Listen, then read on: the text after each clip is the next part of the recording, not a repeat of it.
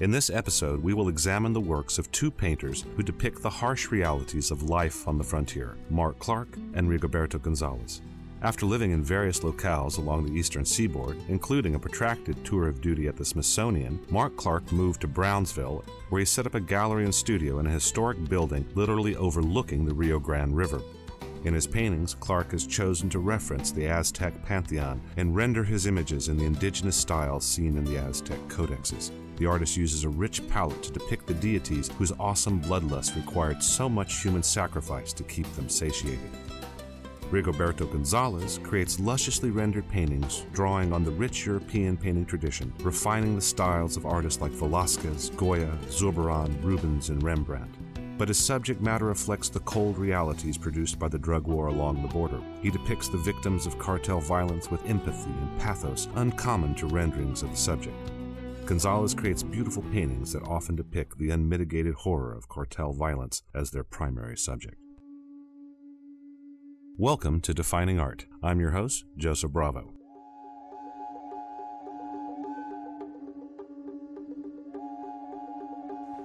This lovely lady here, this is the moon goddess Coyolxauhqui, and she's been cut into pieces and thrown up into the heavens by her brother, Tezcatlipoca.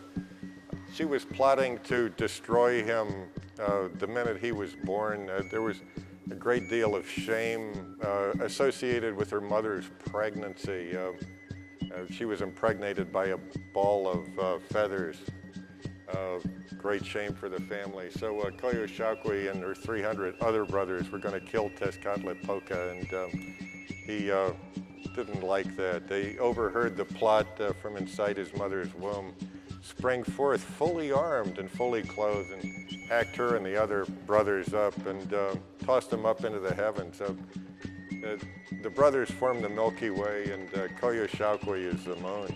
She's wearing a skull as a back ornament. She's got the garters made of snakes, and this is an interesting feature that you sometimes see with other deities. She's got mouths on her elbows and knees. Pretty exciting girl to go out with, I think.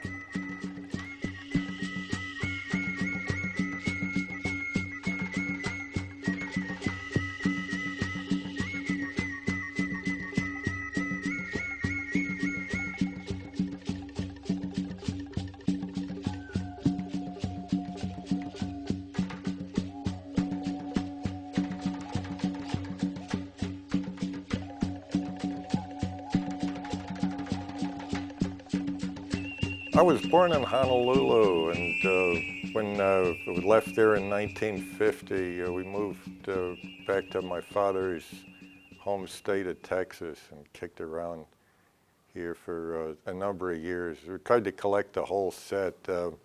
My family liked to move frequently, almost every 9 months, and so yeah, bounced around the Gulf Coast, Houston, Galveston, Corpus Christi, up to the Panhandle, Amarillo, Hereford, lived in Wichita Falls, did a little time in Denver. Wound up on the East Coast for 46 years, mostly slaving in museums. Last 12 years, I worked for the National Museum of the American Indian, and I got to take care of a pretty sizable collection of Mexican artifacts, a lot of really beautiful ceramics, and some truly amazing things. And I traveled extensively in Mexico on vacation, and went down there a couple of times on business. Once in 1991, I got shipped to Mexico City, to INA, the Instituto Nacional de Antropología y Historia.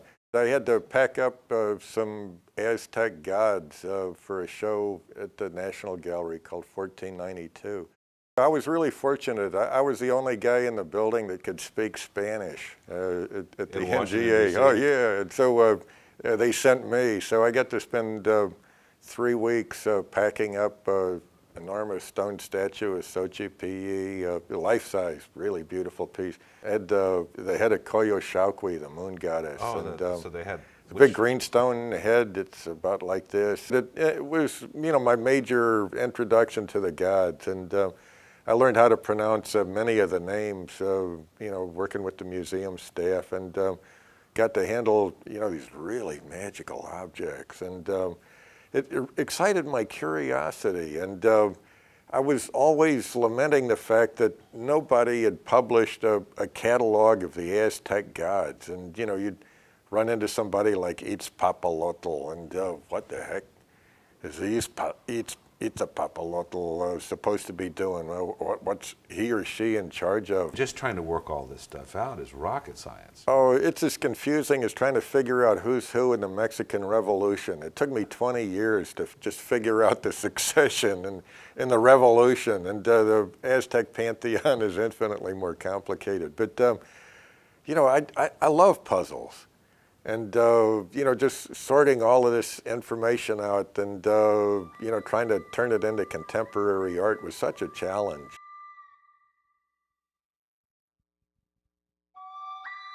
Itzpapalotl, her name means obsidian butterfly.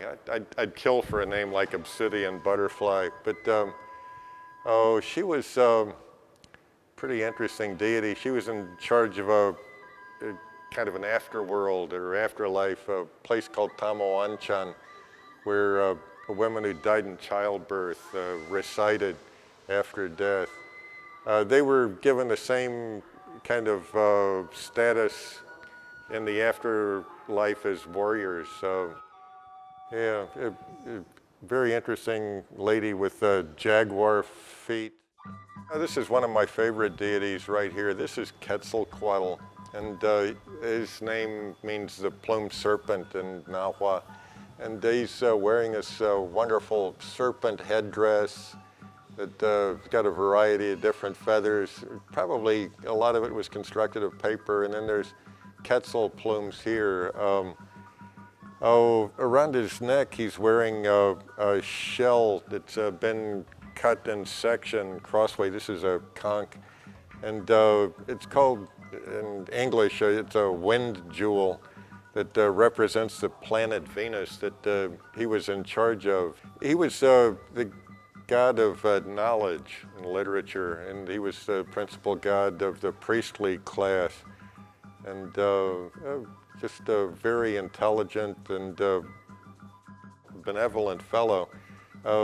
He ruled planet Venus, which was very important for war, and the Aztecs were a very warlike society. This is the black form of Tezcatlipoca here.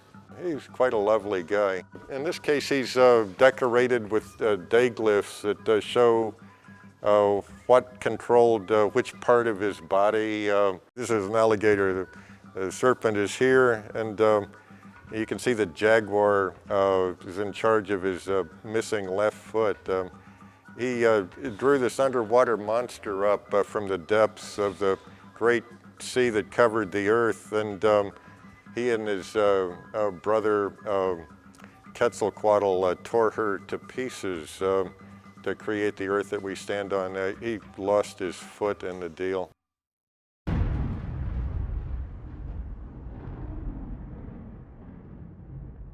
If you live closer you live near the border, the more sort of intimate you are with that iconography. I think it's interesting that you, an Anglo artist, are somebody who really appreciates this indigenous artistic tradition and see it as a source for your art.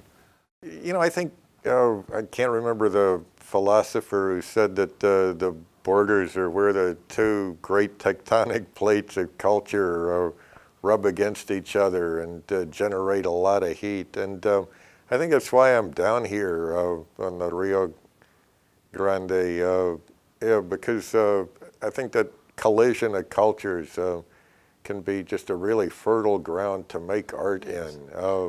You get the best of both worlds, and sometimes the worst of both worlds as well. But it's a crucible. It's never dull. You know, I used to go to Matamoros easily twice a week, and went to loads of cultural events over there at MACT, the Museo de Arte Contemporáneo de Tamaulipas, and the Albertina Gallery, go to the Parque Olimpico, the Teatro Reforma, and you know, just really loved hanging out in Matamoros. And with the violence and kidnapping, I just can't go anymore. If I go to Macht, I have to leave at 10 o'clock in the morning and be back on the bridge by 12:30. You know, it's really taken a big slice out of my life, my artistic life. You know, I just love Mexico so much and the culture, and not being able to enjoy it to the extent that I would really like to was a major loss. And I think part of the reason I'm doing these things is it's to compensate.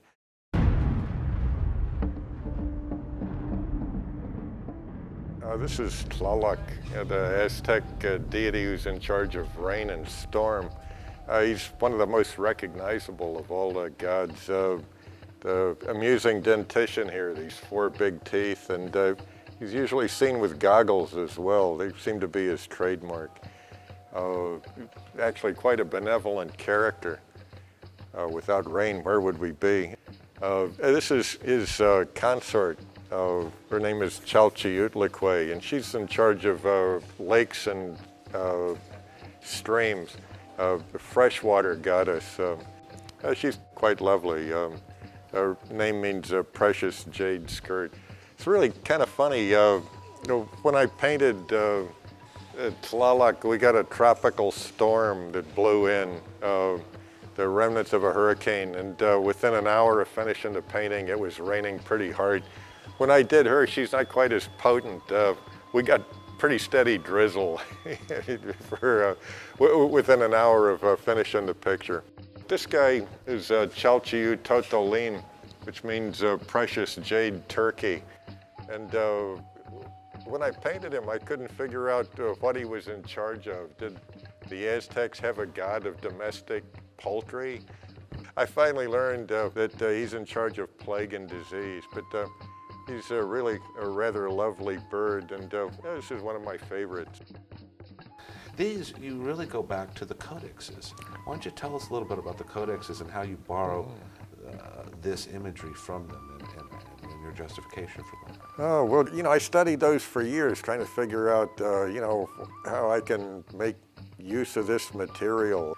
I usually take a page from one of those and select a figure, and I draw them as accurately as I can, but I'll change the color of the outline, which was almost invariably black on the codices. I try and stick to the general hues, and I can make the palette a little more vibrant if I feel like it. I think it helps modernize things, and I always ask myself, what would Montezuma do if he had cadmium colors? You're kind of going back in time to a previous iconography and borrowing that across culture, but you're really sort of now an initiate of this culture as well, and invoking it in a modern context, making the tones brighter, keeping that flatness most of the time. What do you find is the reaction to your artwork in this project? Well, it's been overwhelmingly positive. They just respond to the brilliance of the color and the dynamic composition. There's a wonderful sort of horror vacui, a fear of undecorated surfaces. It really keeps everything jumping. It's like listening to a huapango. You just can't stay still, you know, while you look at it. I want to thank you for being here. Oh, my pleasure. Mark, thank you for painting these wonderful images. Thank you for being such a good friend and colleague to IMES. I just want to thank you for all you do for the artistic community in the Valley all year long. You're a real treasure and real asset for us down here. Thanks for being with us today. Mil gracias, Joe. Thank you.